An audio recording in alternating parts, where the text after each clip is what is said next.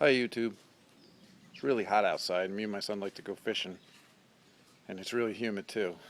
So rather than sit out in the boat and be baked by the sun, we put together a homemade bimini out of PVC.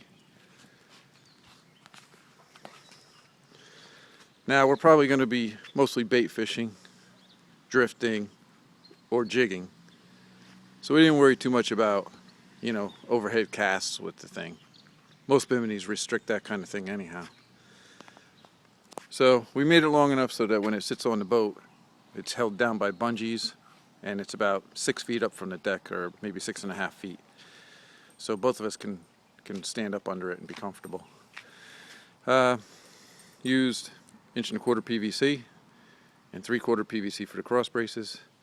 Did some handy work with a heat gun, flatten it out and drill. So I could put some stainless steel bolts in there. Put a little bit of silicone on there so they can't loosen up when you're rattling around down the road. A couple heavy screws for the cross braces. And just kind of holds it all together. Before I glued everything, I did a dry fit, and the tarp was basically holding it together with the bungees.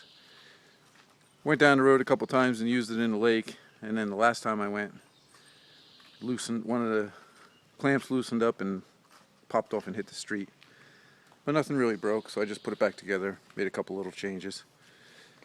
Tarp's a cheap tarp I had laying around from Walmart.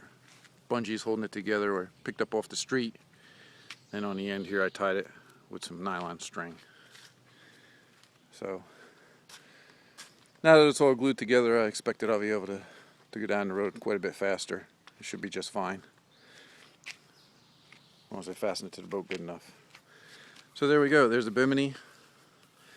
Instead of paying $360 for a new one, my son and I just put this together for about $60. So, see what you can do.